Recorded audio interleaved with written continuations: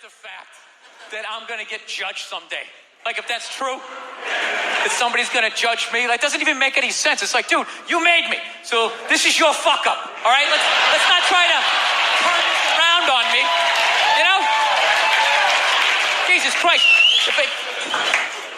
You give me freedom of choice, you make whores, you have me suck at math, and you don't think this thing's going to go off the rails? Like, you set me up to fail, and now you got the balls to now question your own goddamn work.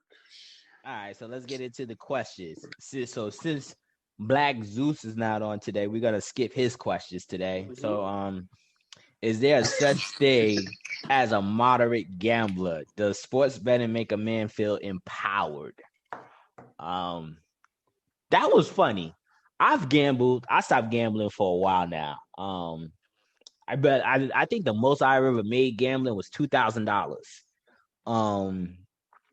Is there such thing as a moderate gambler? Yeah, I think so. Like, I think you get those in between type of cats who's not compulsive in regards to their gambling.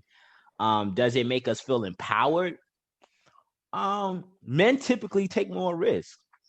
You know, by and large, when you compare the two genders, we just take more risks. I don't know if it makes us feel more empowered, but I know that we tend to see with great risk, great rewards. So we just go on a limb like that. There's something about that adrenaline of like hitting it big with a particular bet. So that's my thoughts. Yeah, well, I think you could be a moderate gambler. When I think about moderate gambler, I think about all the old folks sitting playing the penny slots. So I mean, you might sit there for hours, but you're still only dropping pennies into it. So from that standpoint, yeah, that seems in moderation. As far as like the adrenaline rush, I think it's just the only dangerous thing for me with the gambling is it's just like one extreme or another. You're either feeling the adrenaline rush because you hit, or you feeling like straight trash because it's like, yo, I can't. I lost all of whatever I lost. So me personally, I can't do it because it's something outside of maybe like blackjack and poker. The rest of that gambling is really out of your control. It's just, the luck, really, what it comes down to. Yeah, there's some gambling that got some skills though, right? Yeah, like poker. But not even that. I think you're missing the other gambling part. You talk about the sports betting. Because that's what they were talking about in the book, the sports betting. You don't have control over it, but people do like studies. They do analytics nowadays. They do analytics to the point that they actually kind of know who's going to win by how many points. When these bookies put these spreads out, the spreads are almost so accurate that the end result of the game looks almost exactly like what they got on the paper, which is weird as hell. It's almost like do the sports control the analytics or the analytics controlling the sports. I think you could be a moderate gambler. I gamble. We used to go to DR and I would make money for us to go party with. That was good stuff. And I actually went to the bookie yesterday. I have a ticket here for about $700 that I paid $5 for. Nice ticket. You know what I mean? So that chapter hit home for you, huh, Smith? Well, I was like, I do it, but I think I'll tell you this: when I went through my divorce, I was going to the casino and I was gambling.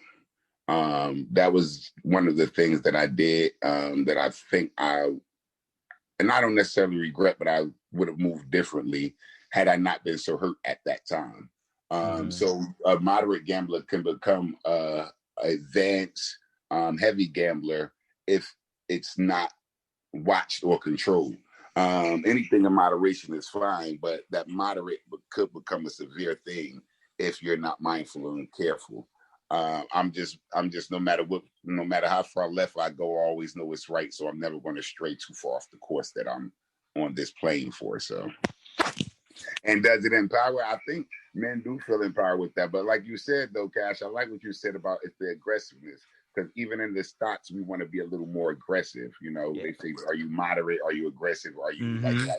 You're like, no, I want to be like not like moderate. I want to be like heavy aggressive. I want to, try to really go for it. But I think that does come with a sense of, I don't know if that all swings back to, if I get this, it makes me empowered, because that money and power thing still becomes this like pigeon in the room that, people still are trying to get. So I don't know.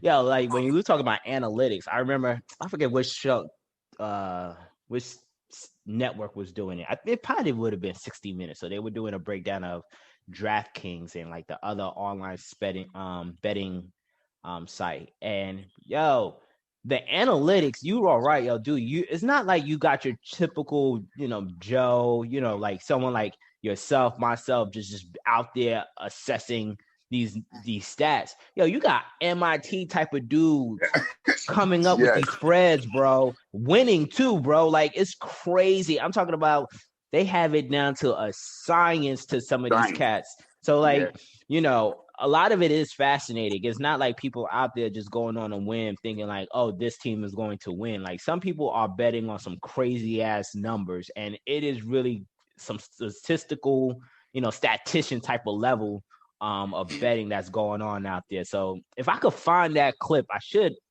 I will share it with you guys. But it was very interesting to actually watch that segment on the people who gamble on these sites.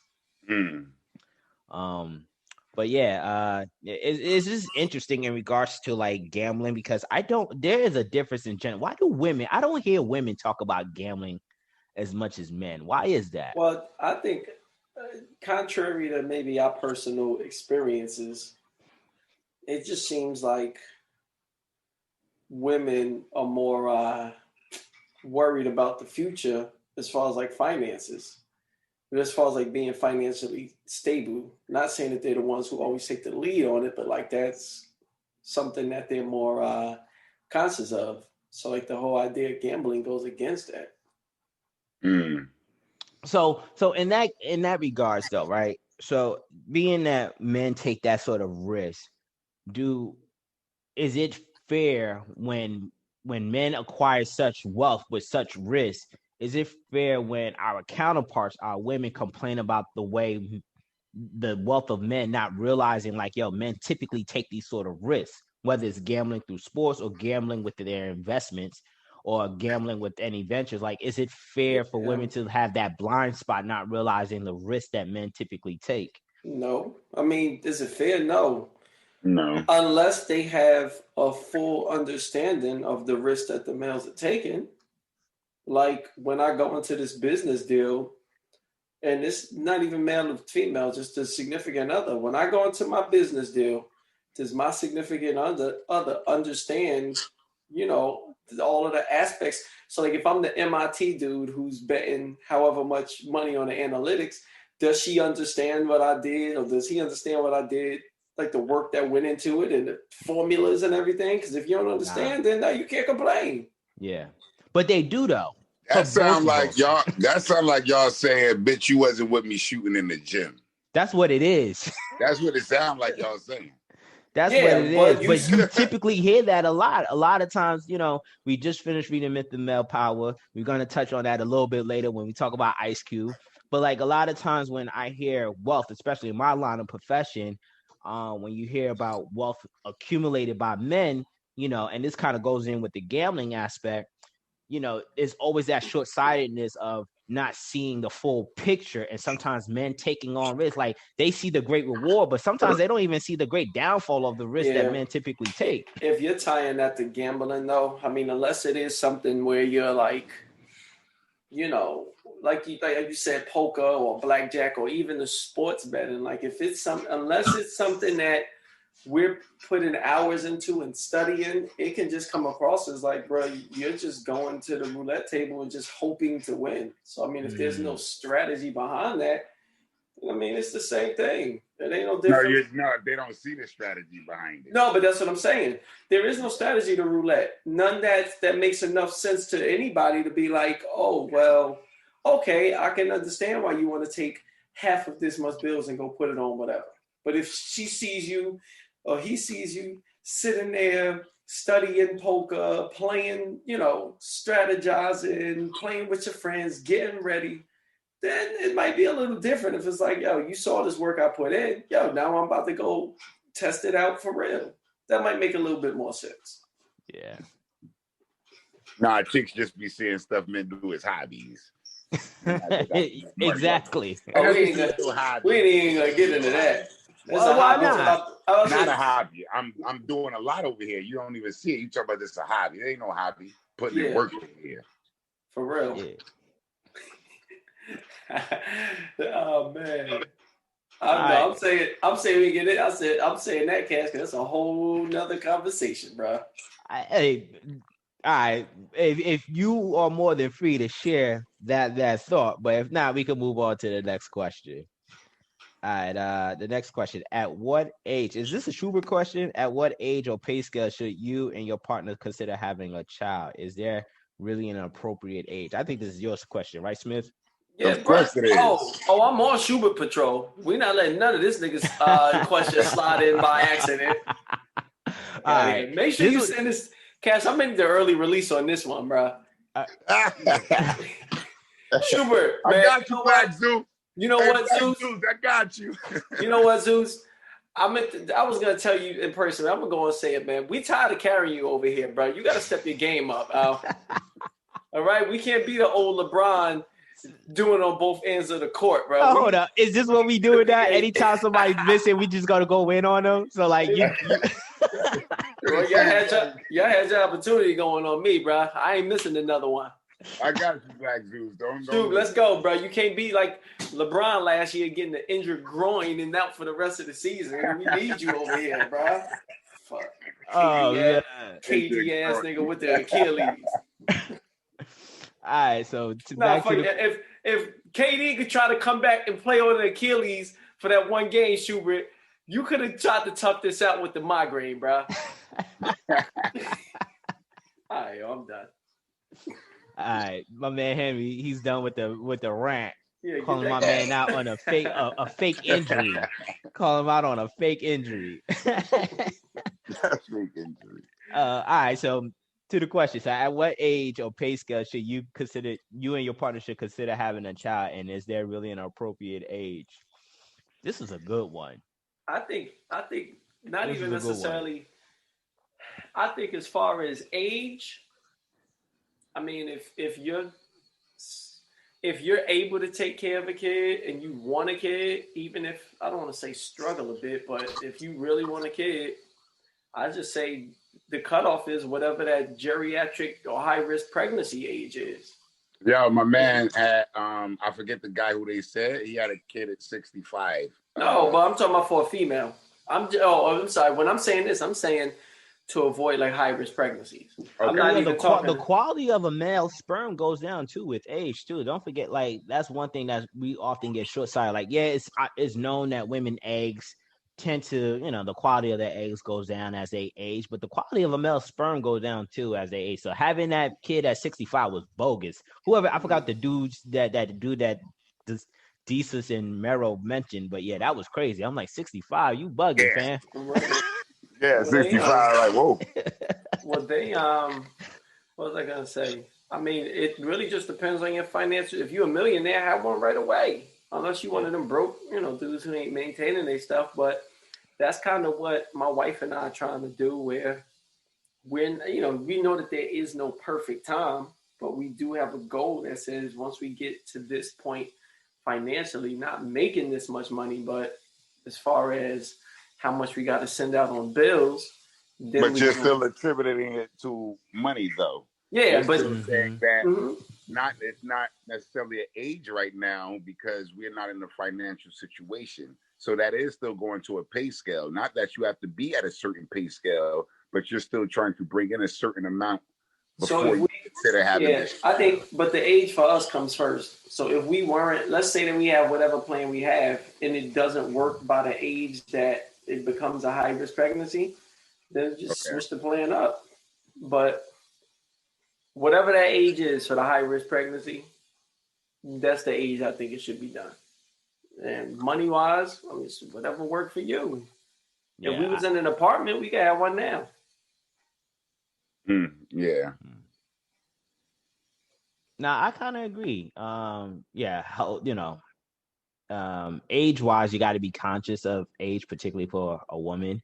But yeah, ultimately, it comes down to money. And it's so funny that you brought this question up. And actually, as I was listening to this chapter yesterday, as I was walking my dog, I came back home and my wife and I, because I could probably say it now. So one of our friends, he's about to have a child, and I know Kelvin and his wife is talking about having a child, and I know Smith, you already have 2 kids. So my wife came at me. She's like, are you gonna be okay? I was like, what do you mean? She's like, all your friends about to start having kids. Are you gonna be okay? So we started talking about what it would be like to have kids now. And like when I broke down how I felt, everything came down to money. Like it really did come down to money. So like I don't want to necessarily, and I get pushback from like some people when I talk about this. I'm like, I want to be financially steady, but then people say like, should having a kid always be based on your finances? And I struggle with that because particularly being, I'm going to insert race because it is what it is, being Black and not necessarily coming from a lot of wealth, I know what it was like struggling growing up, and I didn't like all of that, man. Sharing a 1-bedroom apartment with my brother and my mother, and me and my brother having to rotate off of the futon and stuff like that. So like, for me, like I always say, like if I were to hypothetically have a child, I need to be in a really good financial situation. And like, unfortunately, as I'm getting older, unfortunately, it's just like I'm seeing and being that I work in corporate America, I see my white counterparts, and I'm like, damn, they got X, Y, and Z, and they're able to do all these things for their kids, and I'm like, I'm starting to get there, but I'm not there yet. So like when I wrap my head around trying to have kids, I'm like, if I'm serious about having a kid, I'm wasting a lot of years trying to acquire this wealth. Whereas that's the thing though, Brad. Damn. It doesn't. Wait, finish that, because you was hitting it, Cash. You was hitting it right in that last. You were right with that too. Yeah, like I'm wasting a lot of time. A lot of time. Yeah, so I'm like, if I'm really serious, I'm just like, yo, am I really going to be in my 40s trying to have a kid? And it's just like, it's that weird balance of,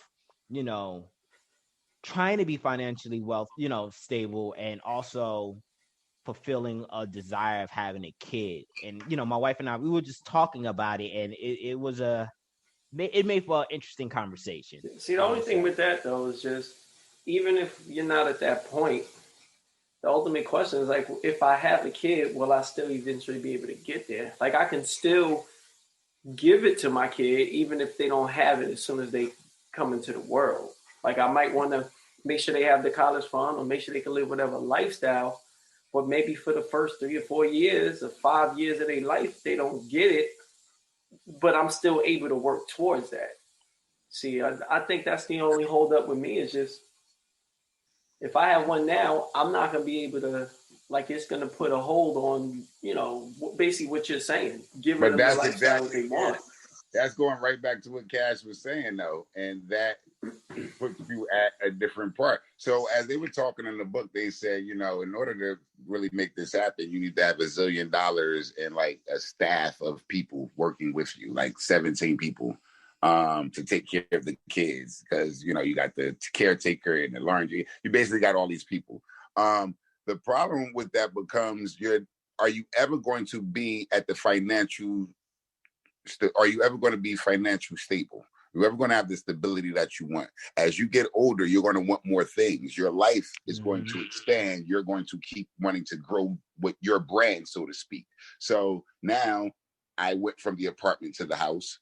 Now I went from the house to buying another house, but I'm still not having this kid because I'm still acquiring property, land, whatever. I'm playing real life Monopoly. I'm not playing life. I'm playing I could be playing a life game, because there is a rule where you can take the kids, or you can just stay on the path of going straight through. We're never having kids, retirement. We just buying a property. So it becomes a thing of, do I want to have kids? My I think in the book they were talking about having them pregnancies that just happened. When I had my daughter was planned. There wasn't a like, oops. it was the I'm ready to have a child. Are you ready to have this child? Let's talk about it. All right, let's go ahead and have a child. So that was different. That was something that I wanted to have. And I was still in that part of, stable financial, needing more money. But at the end of the day, like you said, Kel, you can still have the child and still acquire those things at the same time, But children are expensive as hell. They are, man. I think what's the annual cost of having a kid? You guys know off rip? The annual cost? Yeah. Honestly, it depends on what kind of kid you have, I guess. Yeah. All right. So, I don't know if you guys what kind of parent you are. Bingo. Let me rephrase. What kind of parent you are. That's what determines how much the kid costs. So, I just Googled it, right? And I don't know if you guys can see my screen. They're saying that the family's projected to spend on average $233,610 raising a child born in 2015. Yeah, but that's to what age? That's the lifetime until they turn 18. That's the lifetime, I guess, to 18. I didn't click on the link to see whatever. But then there's other questions. So they say that average annual cost is almost like $17,000 a year. A year. A year. And to be honest, I think that's some basic shit. Because you know what? So look, let me say this. Before you say that, again, it depends on the parenting. I don't know if you knew, Cash, but when my son was in his starting school daycare, that shit was $10,000 a year. Damn. For daycare, yeah, they bugging with that one. Damn. His daycare was $10,000 a year. This is with no assistance, no. Check it out, Cash. I first went through the divorce. I was paying that shit by myself, so I know exactly what it was. Shit was $10,000 a year. So with no federal assistance on annual. I don't think that's it. 17,000 might be if you're raising your kid in poverty. Yeah. Or daycare centers and piano classes and karate classes. I was gonna get into that. You know what else too though? That number could be, because I did the math on that. That 233,000 is only about 13,000 a year. That could also be under the assumption that you got to stay at home parent. Or it could be a geographic location too, man, because raising a kid in the Northeast is quite different than raising a kid in Mississippi, man. Mm-hmm. I know one of my colleagues. I don't think it costs $10,000 to send my kid to daycare in Mississippi. Nah. I just don't think it costs. And so when you take these national averages, because the only anecdotal experience, one of my colleagues, Scott, man, this dude was an all-star dad. And the only reason why I say that, not only because I know he loves and adore his kids, but the what you was just saying, Smith, you hit it on the nose regarding the activities. The amount of activities he has his kids in, and and these are not cheap activities. I'm talking about his daughter does soccer and gymnastics. And one time he was telling me a story about how the gymnastic camp or whatever program his daughter is in is contractual, meaning it's not like a monthly membership. They sign them up for a year. You can't break that contract. You pay that up front. His other son plays hockey and lacrosse. And he was telling me he easily spent up to $30,000 to $35,000 a year on just the extracurricular activities, bro. And I was just yo, and I look at him, and I actually met his children, because usually in our job we do parent bring your child to work day. So I met his children for 5 consecutive years and stuff like that. Well-rounded kids. And I look at that and I'm yo, I want to have my child, if I would have had one, to be well-rounded. And I see the money that he drops. I'd be damn, man, this is insane. He's well above the annual average of 17,000. Well above. Yeah. But look, he's dropping the money. At the end of the day, it is money. And I say that because, like I said, Cash, you can build your base and you can build everything. But when it's time to go, do you leave this shit to your dog? Yeah. You leave this shit to charity. So it's one thing chasing the dream and chasing the goals and chasing those finances, but you get to that point of life. And you can try to splurge all the money. We've made all this money. We want to try to spend all of it before we leave this earth. I mean, is that shit like really realistic? You know what I mean? Like, is it really realistic to spend all your life savings that you've garnered all of this time with you and your significant other? Yeah. Okay, fine. You already bought the caskets and the plot and all that stuff, right? You already paid all that. So is that like really realistic? That's all. Yeah. And it's just about that. Yeah, I think, and that's what you know, when he was talking in the book, when he was talking about kids, yours and yours, he was saying, you know, I had more kids because I just didn't want to be older and lonely. Yeah, and Smith, to go what you said earlier, you know, there does need to be a point where it's like, okay, once I reach this level or this accomplishment, that's when I'm gonna have the kid, and it can't be okay. Now I got to this level, but one more house would be nice, or one more whatever. Like, nah, like this now I got to this level. I want to start taking these equestrian classes, right? Because we spoke about it.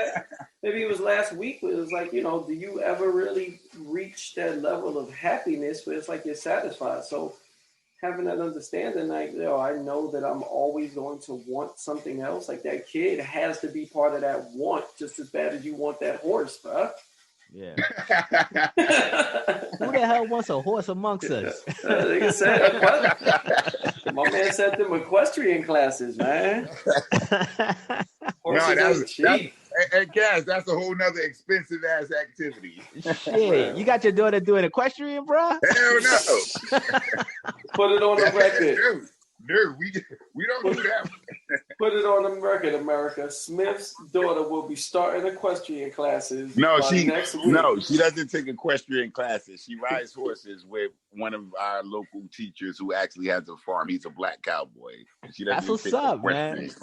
That's what's up. There was a lot of black cowboys back in the day. Horses, man. We can go up to his farm and ride some horses.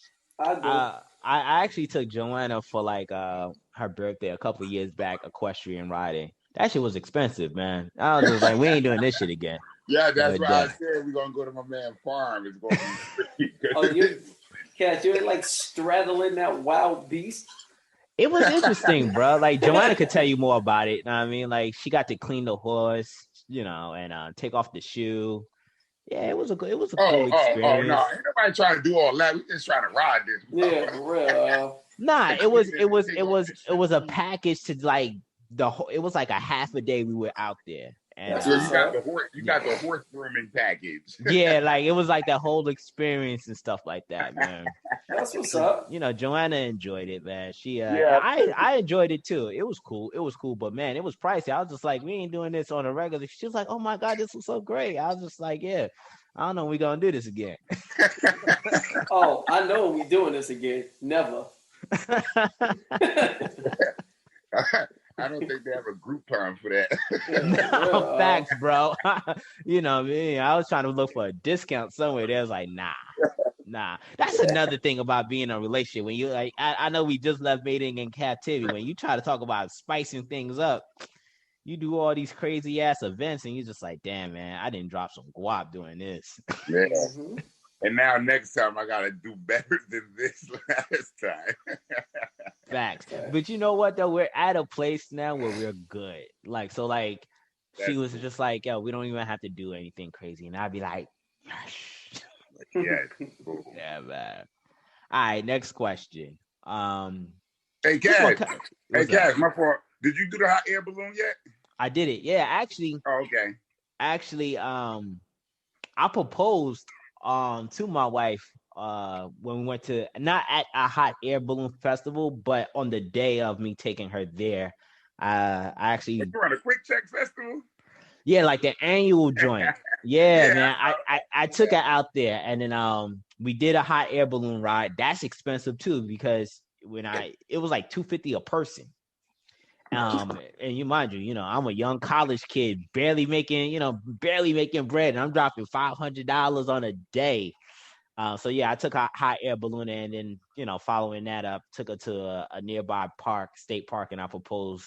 So I made a whole festive day out of it and stuff like that. Yeah. Oh, okay. But last year, I took her to the hot air festival again, man. We've been there at least 4 times. Yo, a hot air ballooning again? Nah, she doesn't like it, bro. She doesn't like it. She was just like, I'm glad I got the experience, but she doesn't like heights at all. I say that shit seems scary to me. Yeah, she I didn't don't like like it at that all. here. She didn't like it at all, man. She was just like, it was cool to see the other balloons while we were up there, but nothing about, just like the whole idea of hot air, keeping us afloat was just like messing with her mentally, and she just didn't like the height thing. So just like, nah. She was like, next time around, we'll just go there and we'll just look at the balloon from the ground and stuff. So like, yeah, we've been there. So yeah, we've been there for like, we've gone. Airplane, baby. This is not an airplane. Exactly. Like I was trying to draw the comparison. I was trying to say like, oh, what's the difference between an airplane and a balloon? She's just like, I feel a lot more secure. A lot, yeah, bro. You out in the open in a hot air balloon, okay? Exactly. This is whatever, man. I didn't convince Henry to go skydiving with me one time. Yeah, I would do that. I'm not doing no hot air balloon though. That was cool. Yeah, man. I hold up. You won't do hot air balloon, but you would go skydiving. No, I did the hot air balloon. I said I didn't like it. I didn't like it was okay. No, I wouldn't do that shit. You can do the tethered one, Henry. They got the tethered one that you can do. What's that? That's corny as shit. It's like what it does is just basically it's anchored to the ground, and you only go a certain feet, like 10, 20 feet into the air. That's it. How high does the hot air balloon go? Man, you up there, bro. Yeah, I'm good. I'll do the tethered one. Yeah, you need to. That's what I'm saying. Because you get up there. You can go. You could go. You could go, but the thing is, they make sure that you can only do it during early in the morning or late into the evening. Yeah, so that there ain't as many witnesses when you die, bro.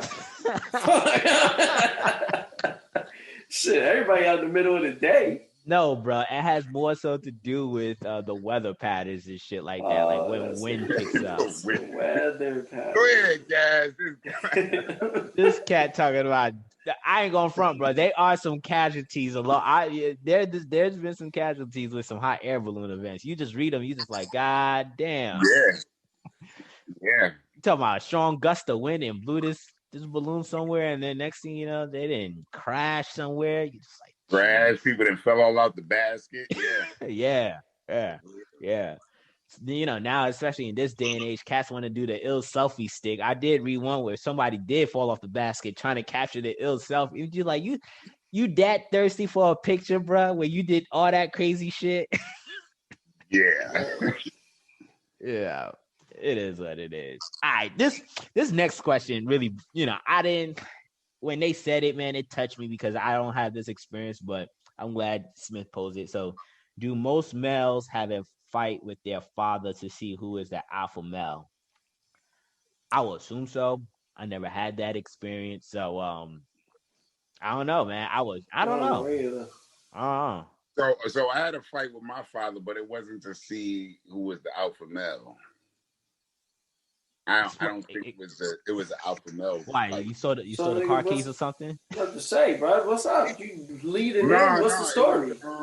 No, it was, my mother had left my father. I was at my aunt's house, hanging out.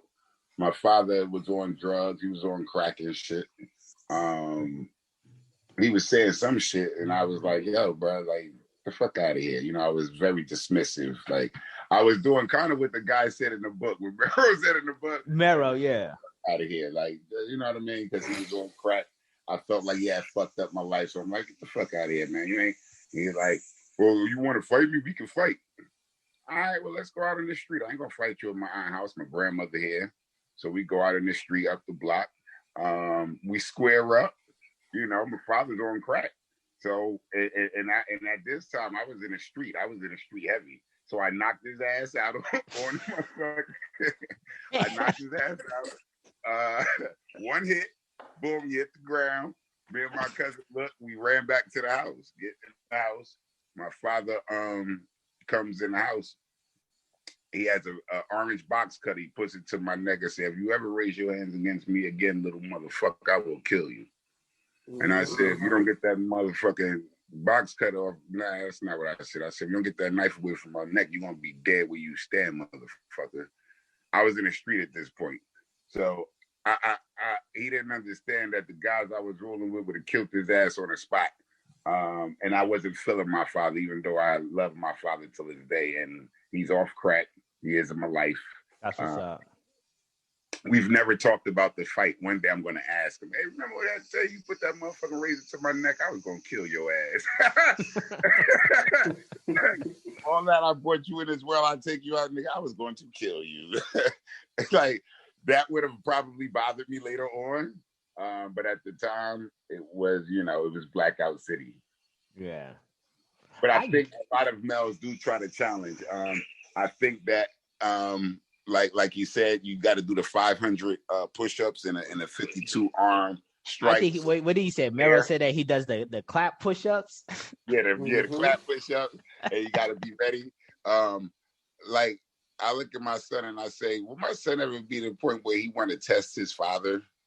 And I'm saying, where does that come from, though? Because I wasn't at the point where I wanted to test it wasn't never a thing where I wanted to test my father. I don't want to misunderstand. It was a situational thing. So I ended up fighting my father. You know what I mean? I think it comes down to like, I'm working, I'm feeling like I'm a man.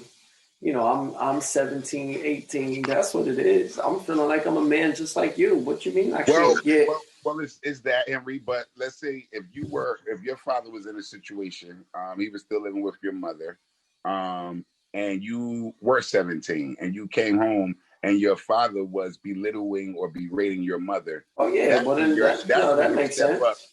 And you kind of challenge that, like, oh, nah, but I'm older now. You're not going to talk to my mother like that. Yeah, you're like, I'm your father, nigga. That's my wife. I'm gonna talk to her ever. You're like, all right, bro. You're not gonna talk to my mother like that. And that's where some people think, well, I'm the male of the house, and that's the challenge. I have to protect my mother. I am the male, and then that's when your ass gets split as a child. Yeah. Well. Hey, listen, every son ain't beating the father. That shit is not, you know what I mean? No, like Mero said, his dad was a black belt in jiu-jitsu. He didn't got a father can whoop your ass. I see my uncle whoop my cousin ass trying to raise up to him. So I'm watching this shit. And I just looked there and said, yo, I don't know what you was thinking about, bro. Like, that's that old man strength, man. Like, shit. Yeah. Don't mess with old man strength, yo. I've seen a couple of cats with old man strength, and I'd be like, God damn, you still. Now you might have to tie them out to get the best of them, but man, if they manage to land one on you, it's a wrap. Yeah, that's that building train track strength. That John Henry strength. Where they got you in the tap. I worked with a hoe for at least 25 years. Not a hoe to girl. I'm talking about the hoe to tool that you like a shovel and hoe like that. Strength. That's a different kind of strength.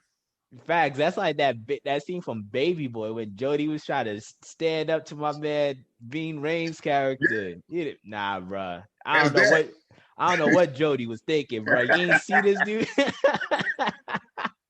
That's that. Fam. Like you can't shoot the fair one with him. Oh man, I don't know what it is, man. I think it's a natural, thing. For most guys, it depends. This is a good question. I gotta ask other cats who got fathers in their lives whether or not they ever felt like the need to test their fatherhood. But like maybe from sitcoms, we watch television shows. The son trying to beat. They think they could finally beat their dad in basketball. Yeah. Well, that's where it starts. It starts in the sports. Yeah. Yeah. It might not always get to the physical altercation, but it definitely starts in the sports. And even in the foot race, you know what I mean? Anything. First of all, remember the male is always going to be in that aspect of challenge. We always want to challenge, and we always are competitive. And as the father, I don't think I could even let you beat me in checkers. You know what I mean? Because you're gonna talk shit. Yeah. You can't beat me in hangman, motherfucker. Like you can't beat me in anything. If I had a son and I feel like he's trying to get the edge on me, I'm cheating, bro. Exactly. That's what it is. I'm cheating. Period. Trying to get the edge. I'm trying to cheat, yo. There's no way I'm letting my son get the best of me when I still think I got it, bro. For real. I'm cheating my ass off. Even if it is boxing, I might put some brass knuckles in the gloves or some shit. Dang, bro, brass knuckles in the gloves. Yeah. I ain't trying to have my youngin' like Smith knocking me get cold out. You crazy as hell. You ain't gonna be on crack either though at the time, man. Hey, but still though, your son can still be strong as hell and lay you out with one punch. Oh man. All right, the next one. All right. You know what? I do like this one Schubert question. Have you ever done? Nah, bro. Nah, we're not doing that. No.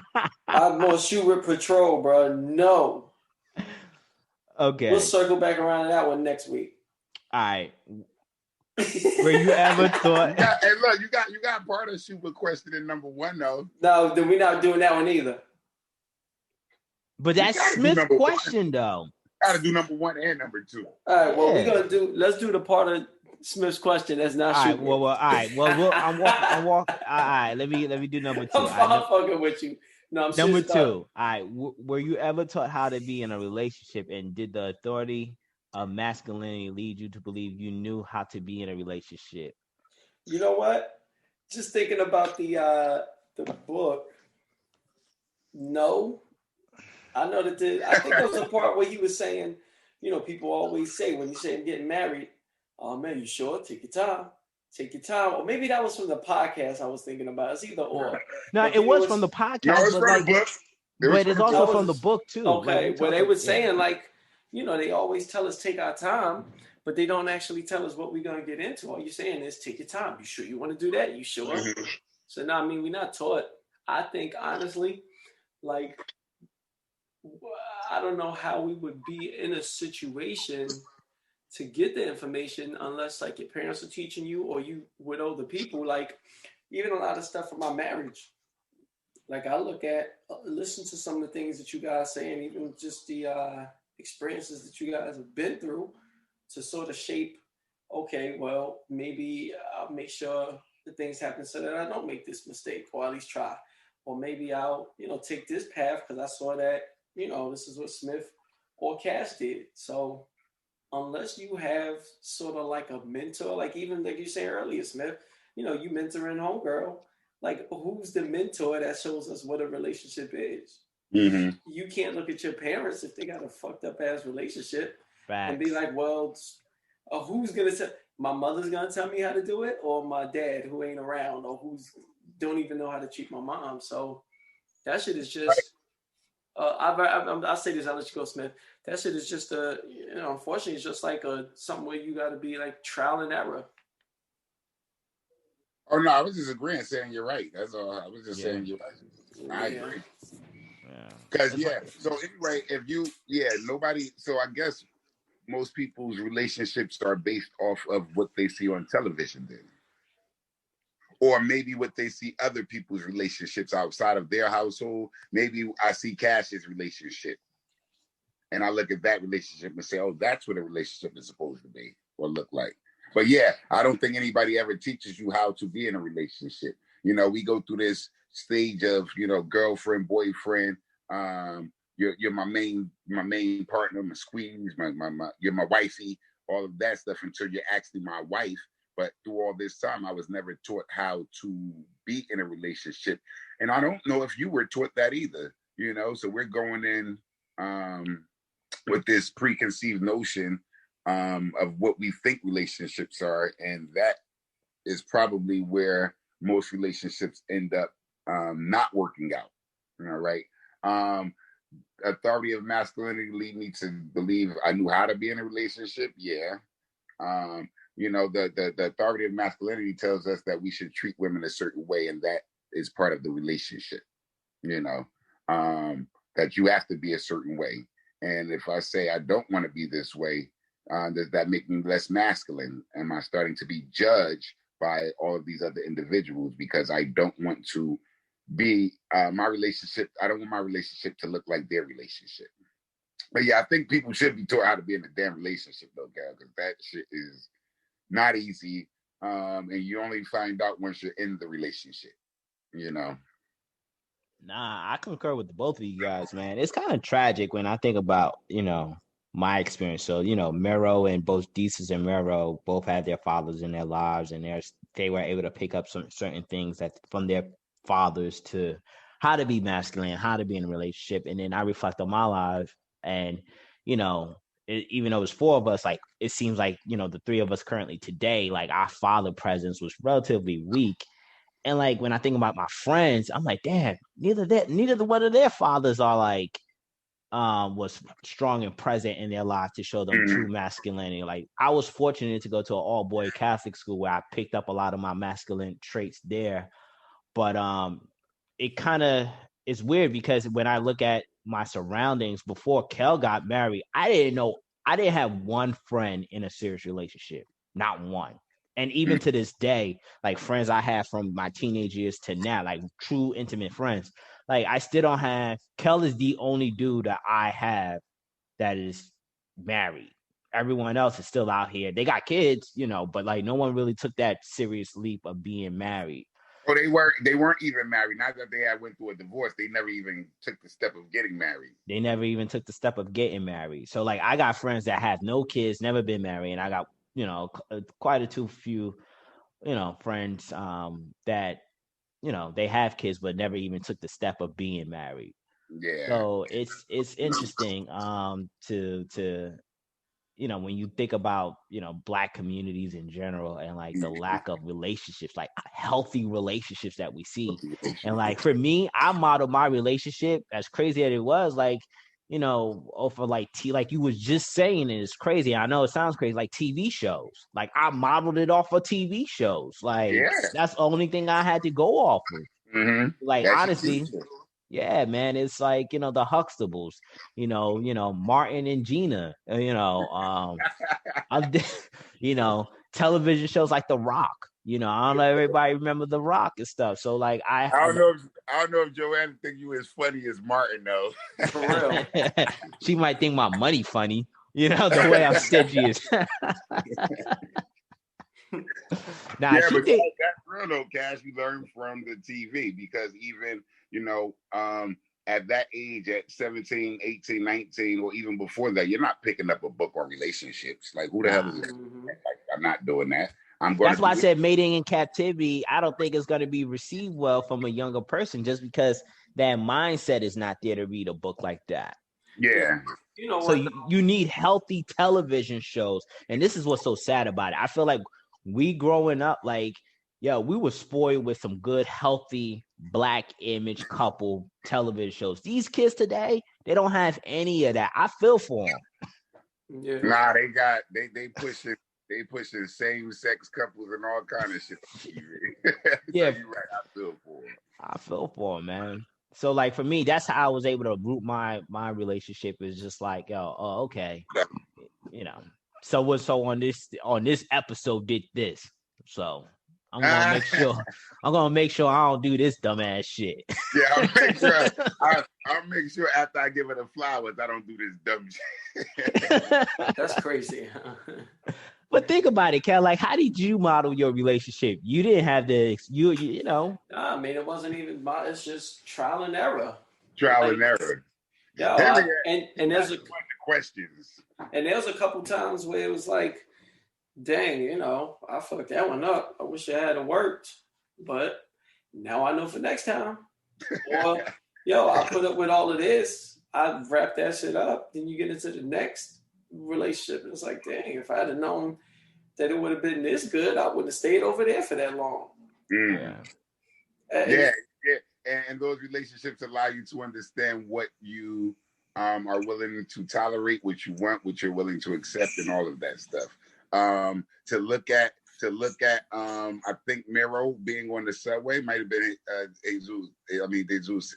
Or he's on the subway, he's looking at the girl's cankles, and he's like, that was Desus, Yo, it's crazy because as he says that, I was in a position at that point in my life where things like that would turn me off immediately. You know what I mean? You don't even get the shot because I'm looking like, yep, that's a turnoff. And does she look like her mother later on? Like, how do you get in a relationship with somebody and say, I'm gonna base this on how your mother looks, because you'll keep your beauty if your mother looks beautiful at an older age. Yeah. It's that shit did crack me up a little bit. I was just like, yeah, man. Like I never really based my attraction to a chick based on how their mother looked. But if I were to, bruh. That's funny, right? Like based on how their mother looked. Man, yo, there'll be a lot of single dudes out here if they were to base their attraction on the chick on how they mother. Yo, because I remember, I'll never forget the first time I saw a younger picture of my mom, and I was like, damn, you were attractive back then. And then, clearly after 2 kids later, shit went to hell. So it's just like, if you were to base... Dang, bro. Bruh, having 2 kids did a number on her, bruh. Like today, women are more health conscious and they're willing to like stay in shape. My mom grew up in an era where it's just like, yo, you had 2 kids, you had 2 kids. It is what it is. She didn't gain like 100 pounds and it was a wrap after that. Body gone. Body gone. Back then. My mom then wasted so much money on exercise equipment growing up. It was ridiculous, yo. I was constantly throwing shit out because I was like, after a year, she didn't miss it. It was just like, like, what you doing with this ad, Will? You didn't even touch this shit. Mm-hmm. Oh, man. That's funny. I was like, I ain't throw my mom underneath the bus of this podcast. Nope. Mom been fine. She's still fine. Shout out to my mama. Shout out to Kel's mama. Mm-hmm. Oh, man.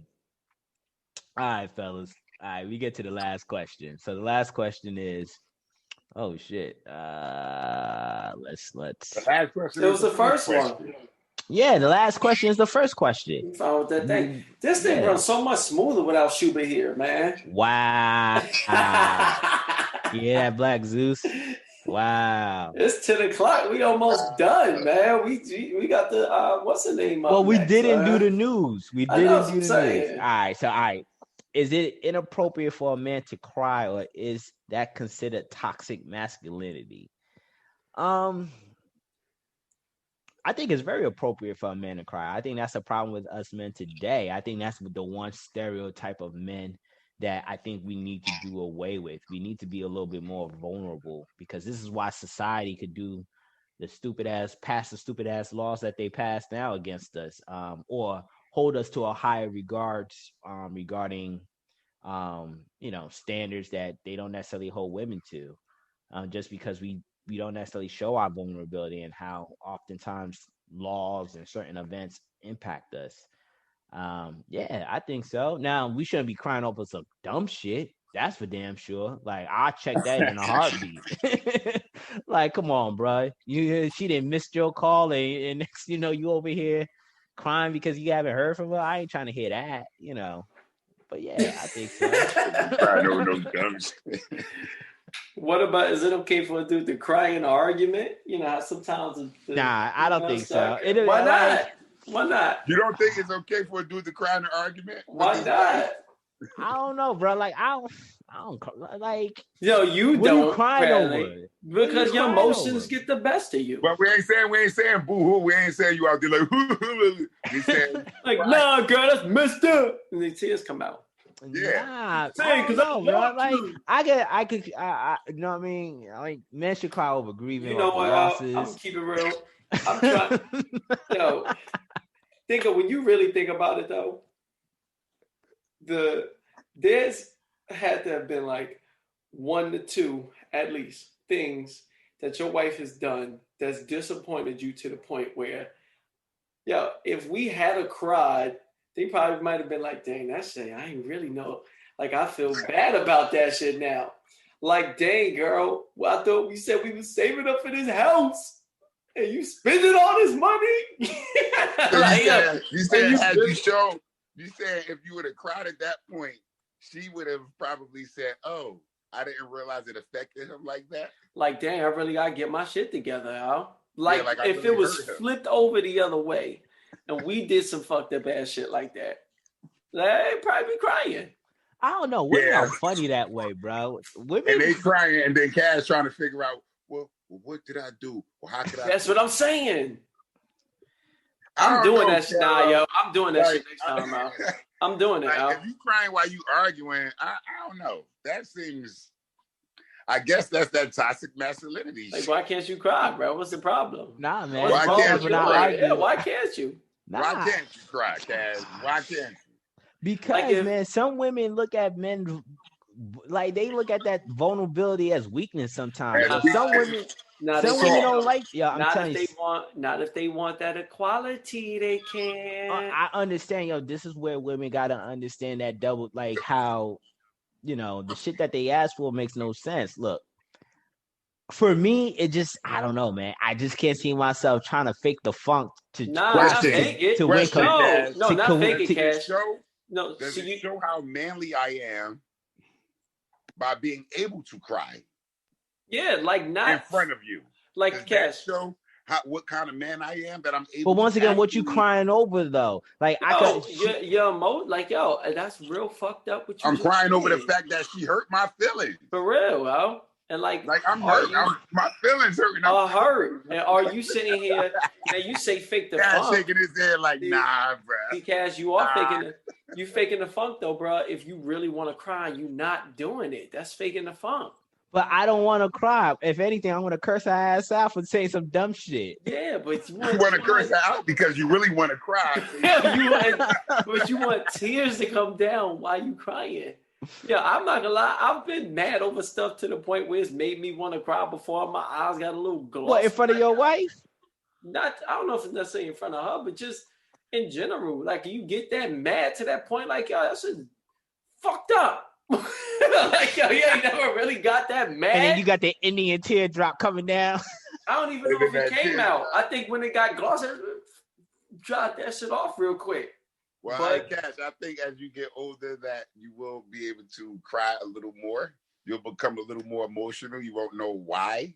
You'll be watching something that's moving. And look, dude, I cried watching movies. I could tell you right now.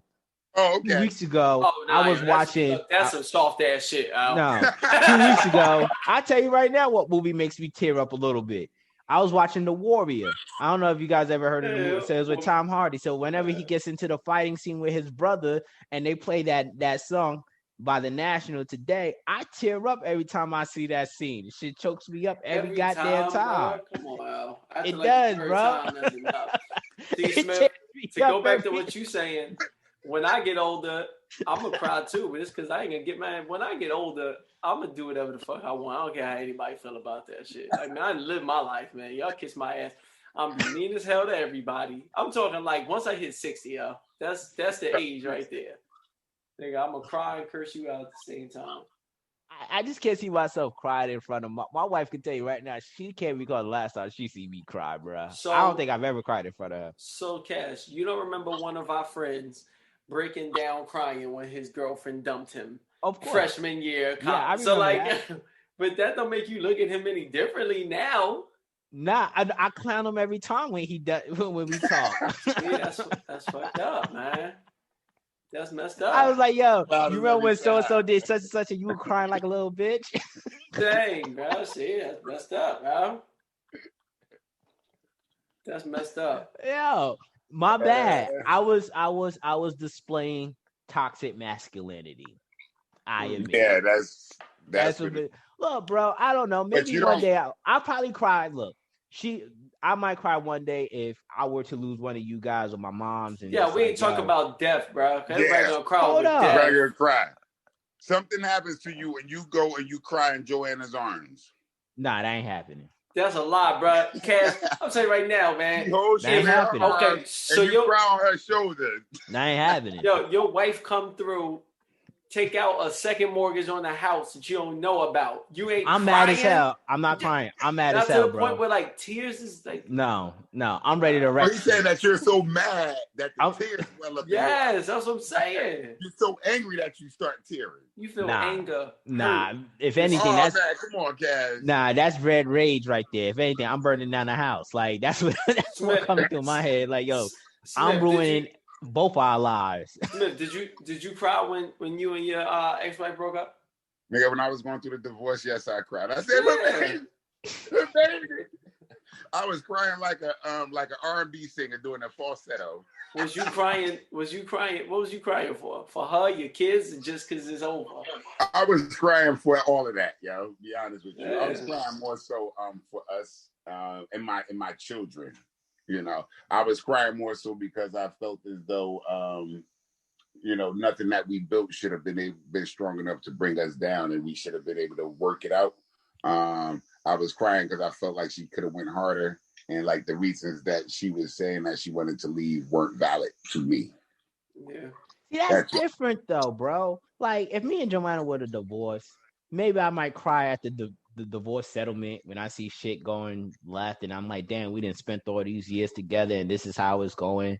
Yeah, I might cry in that situation, but like I can't foresee myself crying in front of her for anything else. Like I put that along the sides with what Smith was saying. I put that up there with death because that's the death of your relationship. So if you did something wrong and your wife's feelings was really hurt to the point where you realized you fucked up, you wouldn't cry for forgiveness?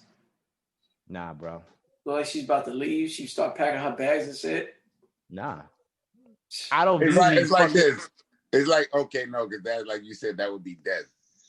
So you walking a dog and you love the dog. You love it, Cash. If something happens to the dog, you don't like come that. home and cry. Yeah, no, that nigga he don't even die. He just run off the leash, run, gone.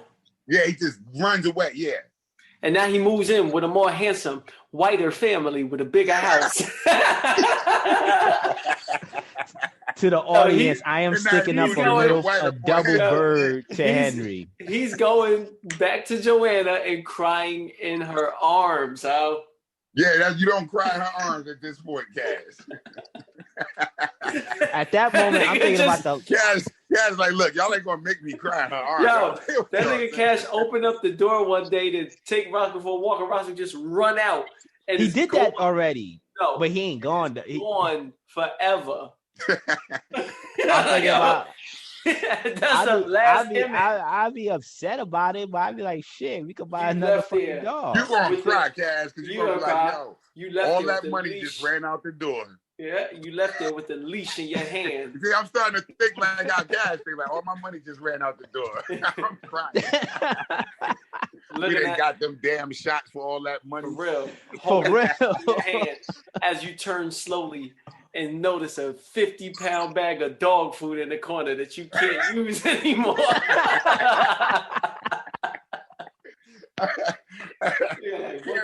Camera pan left. Too, yeah. All you notice is a 50-pound bag of dog food.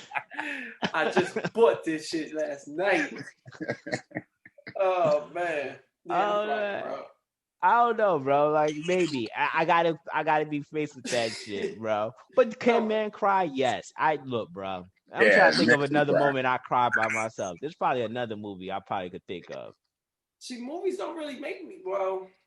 Nah, I be tearing up and stuff. Like, they're going to start to, Henry. They're going to start to. I guess so. Yeah, bro. I think when you have a loving soul and a loving spirit, certain movies. Yo, I got a question. It's only when you just hard as hell that you don't be moved by stuff. You know what messed me up? Passion of Christ. You ever watch that shit? Yeah, I've seen that shit. And I was like, yo, why the fuck they beating Jesus this hard, son? Yeah, like, it was whooping his ass. Yo, I got a question, bro. And I'm not even the most religious person. I was just like, yo, stop it. Just the whole idea, like, as you get older, your emotions start to change. If women go through menopause, do men go through womenopause? Well, Smith said it. You get older and something happen. Your testosterone level drops. So is that shit called womenopause? Since women go through menopause? No, it's not called no womenopause. I don't get it. Why don't we go through funny one line? So why don't we go through menopause and women go through menopause? Because that's toxic masculinity. You don't want to call it menopause. Oh, but you call it menopause. Yeah. But you can't call it womenopause. Nah, you can't. No, because any harm that's done to the female or anything that they go through is done by men to them. So they have to call it menopause. That. When my emotions start changing, I'm calling that shit womenopause. I don't know. That sounds very feminine, bro. I ain't attaching that shit to myself. You said that the testosterone might as well get a shirt going printed down, nigga, with menopause. It's all good though. Yeah. All right, fellas. Well, do you guys feel up for this whole 50 Cent ice cream? Yeah, man. This shit just went so smoothly today. Let's keep it going, man. Oh, man. For real. Like my screen looks cleaner. Let's keep it going, man. He ain't had to bust out the 2-minute wrap up song. Right, not one time today. You didn't have to bust out the wrap it up. You talking too long. I can't put my finger on why that is, man. I'm trying to figure it out, man. But let's keep it going. Oh shit. Oh. All right, fellas. So 50 Cent found himself in some hot water this week. So he dropped on his Instagram, and I don't know if you guys can see my my screen. Mm-hmm. So I pulled up that actual 50 Cent post where he must have been watching CNBC, or someone else must have captured this image where basically under the Biden tax plan, these are the top tax rates by states if Biden were to be elected. So California is going to be at a rate at 62.6%, New Jersey at 60%, New York State at 58%, and New York City at 62%. So I don't understand this. What are they saying? So 60, you being taxed 60% of your income? Yep. Yeah. So if you make $1 million, you're only getting 400,000. Yeah, but so there's some nuance to this. So 50 basically wrote, "What the fuck? Vote for Trump. I'm out. Fuck New York. The Knicks never win anyway. I don't care. Trump doesn't like black people. 62%. Are you out of your fucking mind?" So all of social media, I'm talking about publications, they're calling out 50 Cent. Basically, he's coon. He doesn't care about any other causes. You guys can still see me? Yeah, I see some on your screen though. Yeah. I don't know what was that about. So basically, every derogatory thing you could say about 50 being a black male. Yeah, see 50 Cent don't like that. For real. He didn't like that. All right. Nah, 50 don't like that. So so every derogatory thing you could say about 50 was said about 50. So what this brought me back to thinking was the book we read, because I want to just tie, for purpose use, I wanted to tie this back into the disintegration, the splintering Black America. So 50 is what you called a transcendent. He went from the abandoned class to the transcendent class. Mm-hmm. Is it fair for 50 to have what you call a selfish mindset, really, looking out for his own self-interest versus to having the interest of the Black collective? And it instantly made me think of the book Disintegration, because this is why I wanted us to read that book, because I think what Eugene Robinson was hitting at, like, yo, you're seeing these four classes really go about their own way, and the only thing that's binding them is race. But like in 50's case, race is not enough. He's looking at his pockets and saying, yo, my pockets are going to be hurt. Well, Go ahead. I just think, so let's say that he was being taxed at 28%, or let's just say 30%, just to do round numbers. Is he going to take that 30% that he's not being taxed and put that towards the Black community? Who knows? Because if not, then he is being selfish.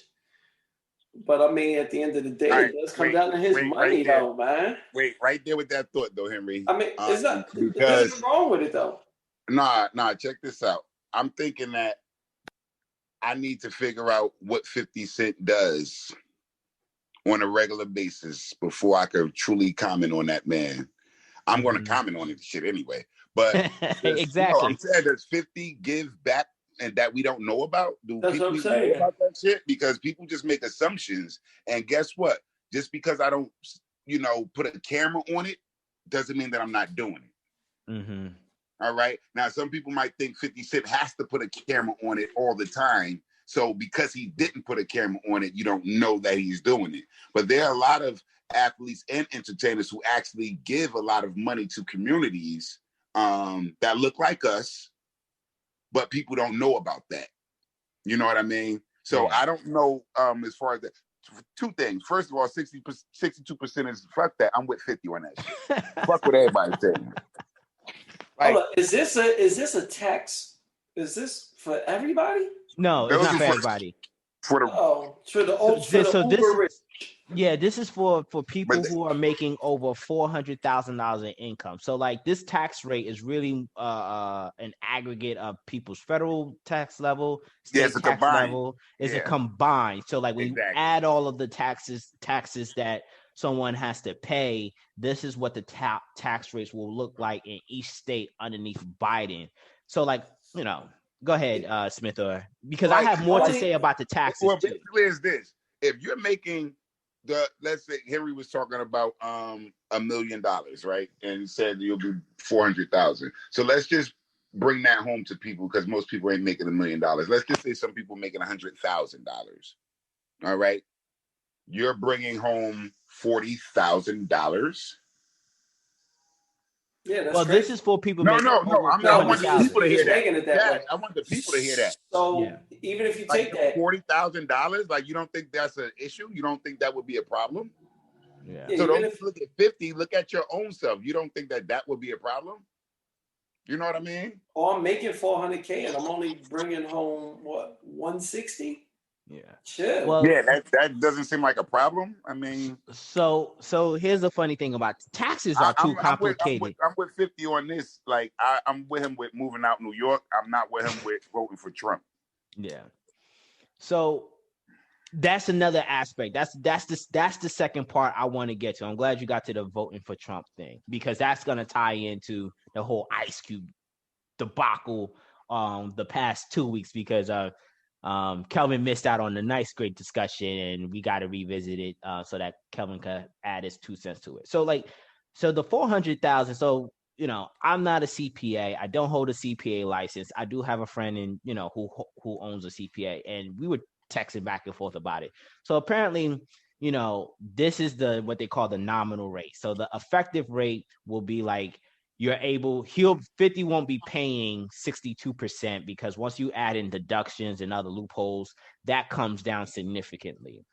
But what my boy was saying, and Kelvin know him too, what my boy was saying was the problem is, especially like these coastal states, $400,000, while it is a lot, it's not a lot to basically say that you're rich. Like in the state of California and New Jersey and New York, $400,000 is straight up middle class. So like this idea that anyone making 400,000 and above need to be assessed at these tax rates, I find that unfair. I'm not a big fan of the government basically saying, we need to tax the wealthy more, when the wealthy already pays the vast majority of the taxes anyway. I think the bigger problem with government is the fact of the wasteful spending.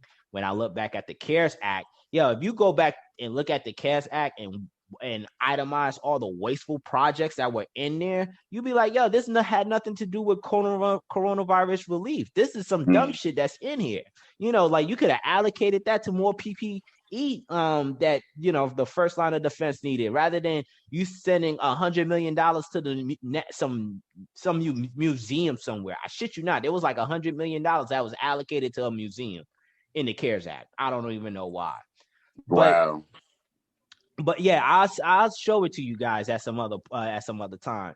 But back to 50, like the 50 situation was interesting because it really brought me back to our conversation around the disintegration, the splintering of Black America, because to see a lot of Black folks call him all these types of things, and I'm glad you mentioned that aspect of you don't necessarily know what he's doing behind the scene, but what it also shows me is like, Black America is going, like as I predicted in that book discussion, I'm going to say it again. Black America is going to see a different face in the next couple of decades. Like, I don't think race alone is going to be significant to bind these various groups together, because they're just going to be operating differently. And I think 50 Cent and his situation with voting for Trump is different.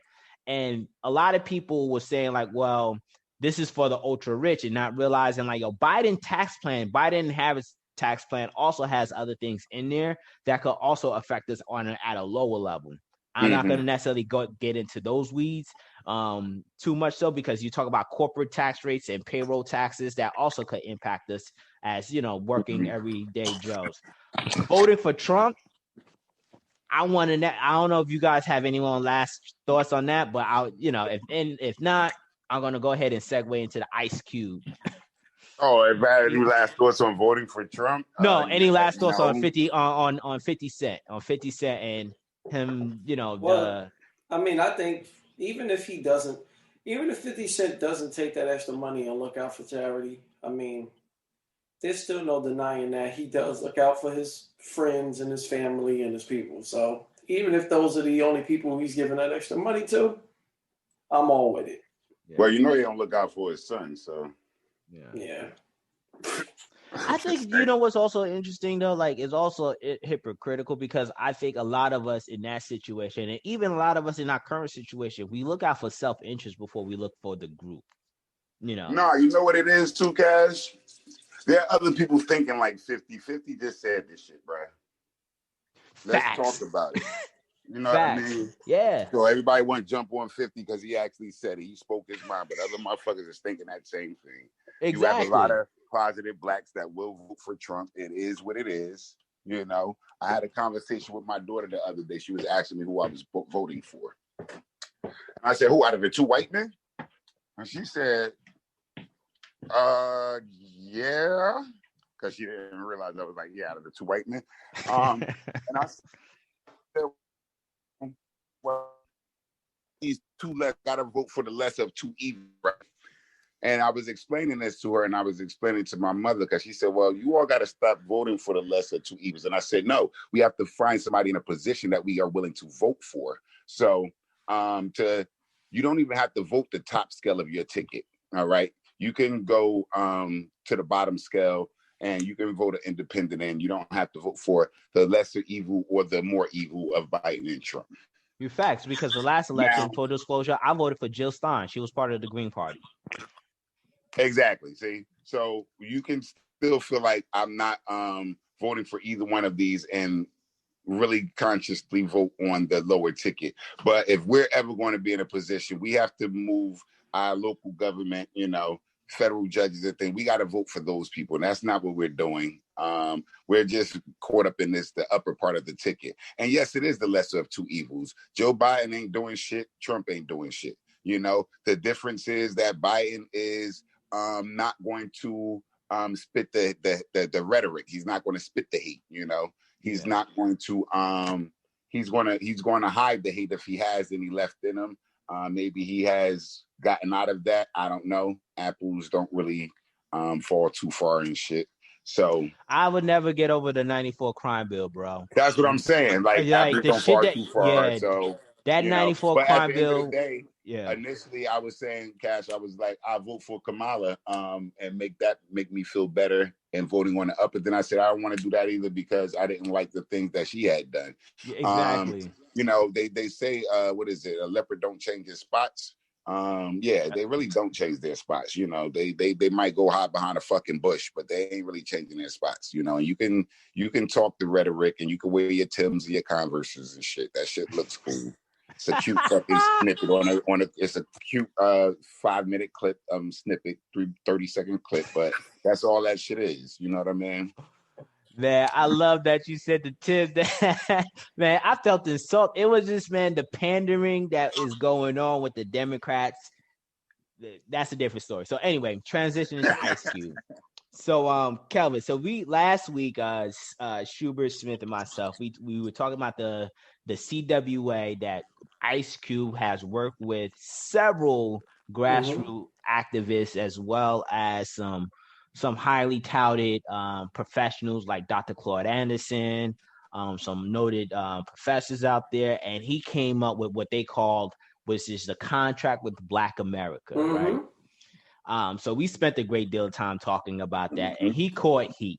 You know, he was called all types of shit. And like one of the things that I showed to Smith and Schubert was a headline news that was written by USA Today called "Ice Cube is working with Trump and Black women are calling him out." So once again, we're entering this phase of toxic masculinity, Black male identity, and how Black men are not necessarily looking out for the group, despite what Ice Cube is actually doing.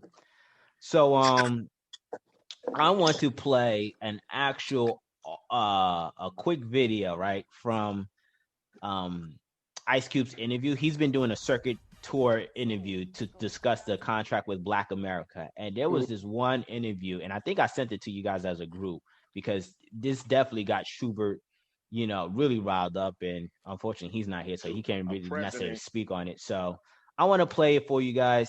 And this should get a good conversation going. And dealing with our situation. Goddamn ads. I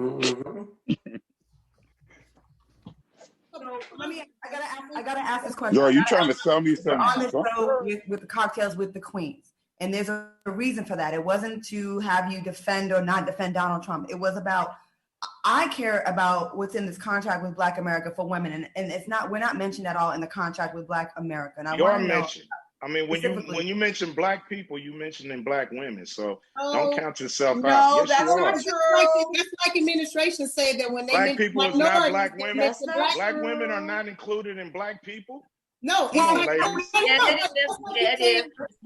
like, you know, that's like you saying, that's like when the president says minorities, then he's including Black people. But we all know that's not the case. Black women have specific needs that are not also being met. And we also feel that there should be some things that are specific to us and our plight as well. And I understand that. I feel like as a Black man, you can leave. No. I feel like I just offered y'all to write a section of. All right. So you hear this. And this was going rampant. So like Don Lemon made something about this too. Like you have a whole bunch of Black female activists, male and female, basically targeting Ice Cube, saying that the contract that he has for Black America does not necessarily specify anything for Black women. Earlier this week, I didn't share the screenshot that Jamel Hill said that she increasingly found that Black men does not want to basically dismantle the patriarchy. They just want to have better access to it. And then there's Black professors out there basically saying that Black men are traitorous motherfuckers, and basically, you know, every derogatory thing you can say about Black men. Is there a section in his document that talks specifically about Black men only? No, and that's the thing. You could go right ahead. Yeah, you have some thoughts and some. Well, opinions. there's the answer right there. Like, I mean. But you're saying it's not like he's excluding Black women. Okay, we got a section for Black men, we got a section for Black kids, we got a section for Black elders, and all right, what else are we missing here? No, that pretty much wraps it up. Like, how is the plight when we're talking about a common struggle that we all go through together, that we're all going through together? How is it that the Black woman's struggle is any different when we're all going through the same struggle together? And I think he even mentioned the whole financial gap.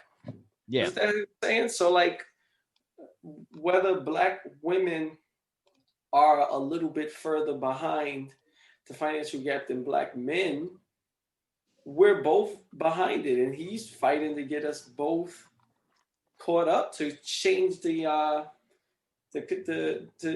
shorten that gap.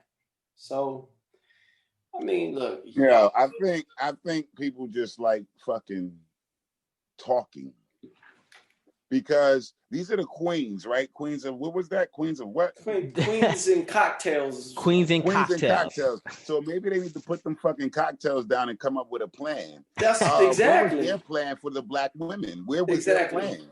Exactly. You know, because like Ice Cube said, this is for Black people. So black women aren't black people? Like, I'm just trying to figure out, y'all not black people no more? Like, that's what Ice Cube is saying. And as I told Henry, I mentioned last week, I said, not too many people, everybody's talking about Ice Cube and what he did, but nobody pulled Ice Cube's collective, what is it, the CWBA? Yeah, CWBA, yeah. Yeah, they didn't pull up the CWBA, they didn't pull up the Biden plan, and they didn't put up the Platinum plan, and put them bitches side by side to see what everybody was asking for and see what was the similarities and the disparities that were actually there. It's easy for chicks to sit there and say, well, Ice Cube is not including black women. So where's this black women plan? If you all felt as though Ice Cube is not including Jamil Hill. Down for the count again. You didn't froze up, Smith. Straight up frozen. See, that's my only thing. I mean, just to go along with what he's saying, like, I don't even know what I was listening. Maybe it might have been like Hot 97 where they giving away some type of like tickets to some women's weekend, virtual women's weekend or whatever. I don't really feel like men, black, white, or whatever, like we're not making a big deal about the fact like, y'all only inviting women. Where's the men's part of y'all women's conference that y'all doing? Like, if y'all want to have if y'all want to try to make this difference, y'all do your own shit. Yeah. That was some bullshit. Go ahead, Smith. You didn't bogged out and we missed out a lot of that. But go ahead. That's the Queen's cocktail shutting him down. Yeah, I was saying, like Jamil Hill was talking about that, but she could have said, we got a little plan that we've worked on with black women. We would like you to include this in there. Exactly. Nobody is going to Ice Cube and saying, hey, we maybe if you looked at Ice Cube's plan and you said he wasn't inclusive of you, maybe you should have had a plan already had a plan and say, hey, Ice Cube, why don't you look at this and maybe you can include this in your plan? See, that's what he said. Running around here, y'all don't have a plan, but y'all don't like the plan that somebody else is producing. Yeah, so so Smith, that's what they want. So they want Ice Cube, the black man, to write the plan for the black women. That's basically what they want. Just to turn around and probably say, who is this black man talking on behalf of black women? Because that's going to happen. As soon as he said, I just offered y'all a section, that's when you should have pulled out, okay, then I'm emailing this over to you right now because we already had something. Exactly. Like, y'all are bugging. Yeah. And they couldn't necessarily even articulate the plight of the black woman. I understand that black women do have their struggles. They do. I truly do. But I've been noticing, and this is why I chose the book, The Myth of Male Power, for a reason. I have been noticing, and this is more highlighted in the black community, this separation that some black women, mostly in the academia, in the professional television rankings, want to basically disassociate themselves as having more disadvantages in life versus to being as a collective. Like me personally, I had issues with the idea that Black Girls Rock was something that couldn't incorporate young boys too. Because young black boys are struggling in this country. Like earlier this year, I was sharing an article with Jason, and you know what? I could possibly pull it up. Hopefully I could pull it up. But I was sharing an article with Jason because he's known to be like, he has a lot of feminist talking points, right? So a lot of times I say like, black men in general have it really bad in this country, particularly young black boys. And I was telling him about how like one thing, there was a study that shows that suicide rates are creeping up with black people, like alarming suicide rates, right? Mm-hmm. And the number of suicides that are happening amongst the black community that's seeing a significant spike is young black boys. And it doesn't get a lot of attention. So when I'm watching these cocktails of queens talk about what details are there for black women, I'm like, damn, like you put yourself ahead of these black children that are out there. And and to see the number of attacks that are happening between Jamel Hill, this professor, Brittany Cooper,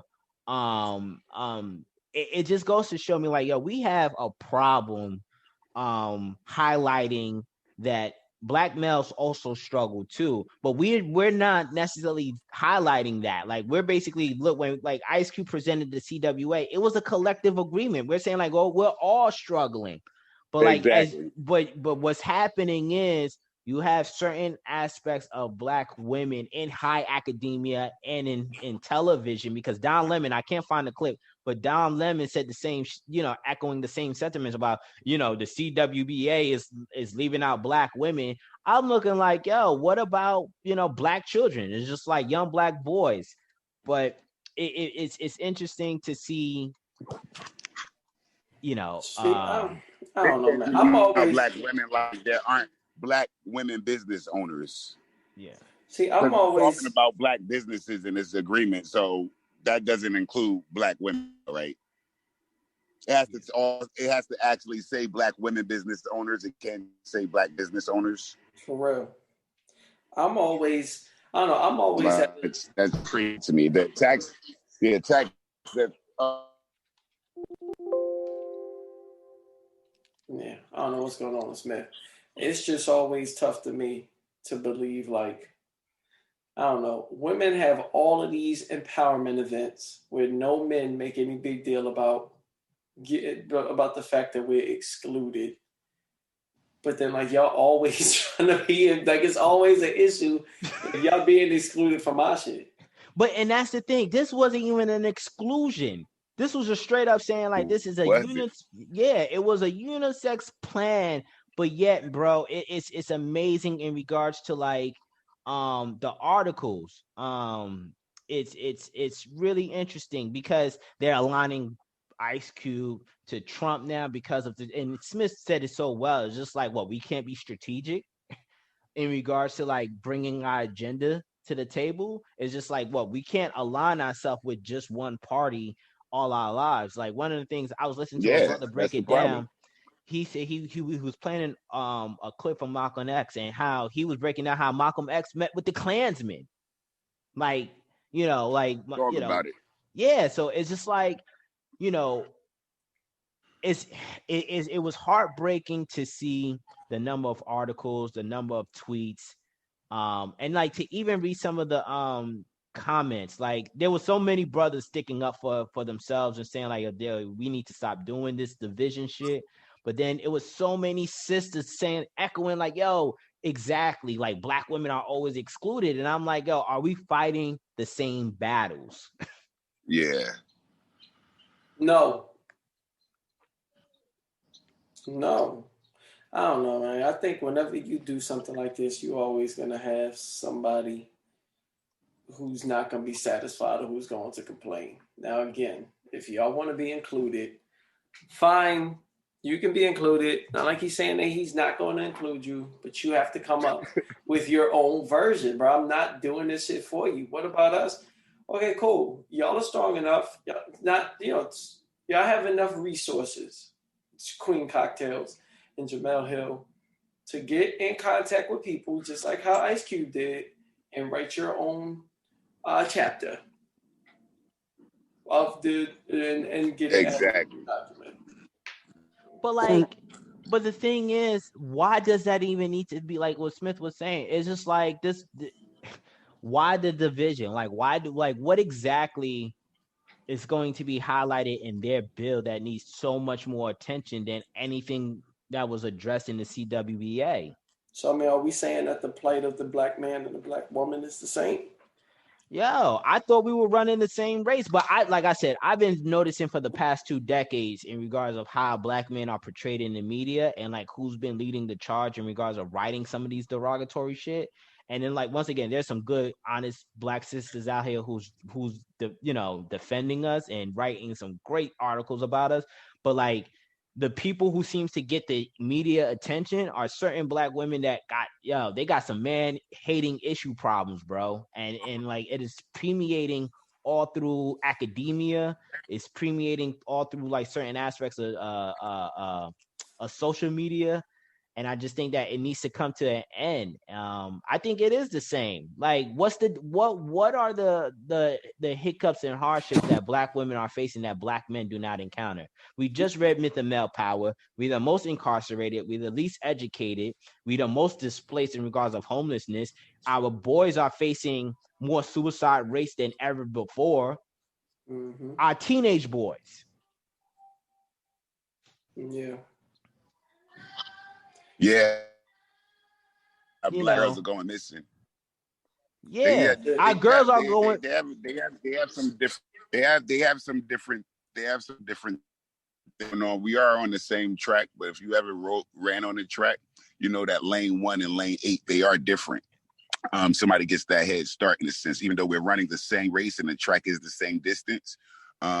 It's like females think that they think that they're on the 8th lane. Mm-hmm. They think that the Black male is on probably like the 4th lane. So they think that we have an easier time just because we are males in a sense. So they always feel like their voice is never heard. But instead of fucking screaming and yelling sometimes, maybe you come to the table and you sit down with a fucking plan. Yeah. That works. But like, but when you hit them with, like, I remember, so yesterday when I was walking with my boy yesterday morning, and we were talking about the Jamel Hill tweet. My bad, Cash. 1 second. Yeah. I was saying that clip you played sound like a bunch of fucking yelling, bro. Mm-hmm. It was. See, it was a bunch of complaining. It wasn't even. They were in attack mode. They were in attack mode of Ice Cube instead of understanding mode. Yeah. Instead of rational mode. Instead of sit down and let's have a conversation mode. They were in straight attack mode. So you couldn't even understand what the fuck they were saying. You know what? I'm gonna say this. Maybe talking about a subject such as this. Yeah, I'm gonna say this, and then I'm gonna bounce. Just going thinking about what you were saying, Smith, and you too, Cash. Like, y'all knew what Ice Cube's document was about. Y'all knew how y'all felt before he came onto the show.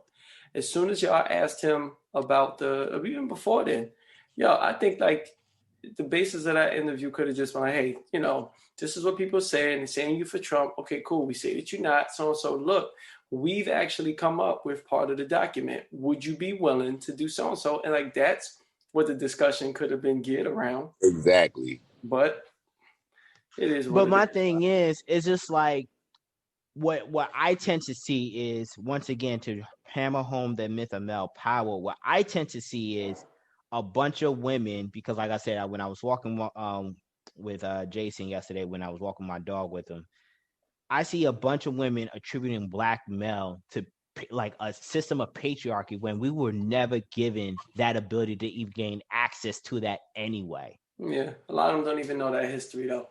Fellas, I'm out, man. I'll see y'all next week. All right, fellas. We'll continue this. Yeah, we'll continue this next week. Go walk that dog, man. Yeah, Schubert, we miss you, man. We do. I'll see y'all later. All right, fellas. All right, peace.